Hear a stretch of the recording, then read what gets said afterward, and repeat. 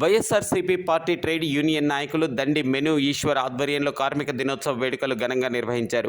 కార్యక్రమానికి ముఖ్య అతిథిగా తూర్పుగోదావరి జిల్లా అధ్యక్షులు, ఆంధ్రప్రదేశ్ స్టేట్ కాపు కార్పొరేషన్ డైరెక్టర్ ముద్దాల అను విచ్చేసి కార్మిక సోదరులందరికీ మేడే శుభాకాంక్షలు తెలిపారు.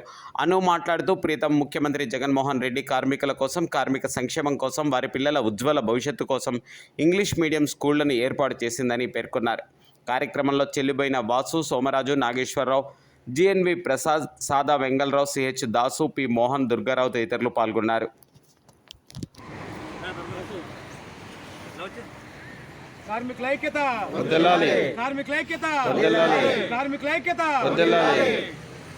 ఈరోజు చాలా మీ పెద్దలందరికీ చిన్నవాడినైనా కూడా కార్మికులు పెద్ద అయినా చాలా కనువిప్పు కలిగించే మాటలు చెప్పారు.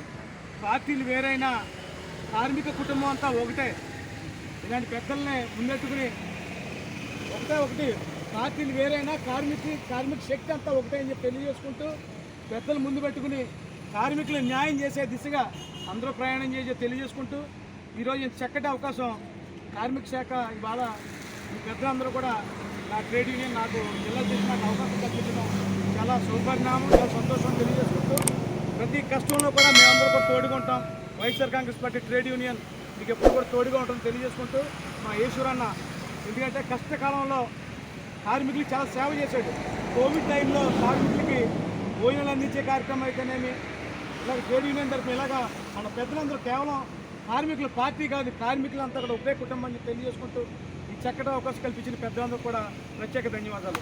కార్మికుల ఐక్యత, కార్మికుల ఐక్యత.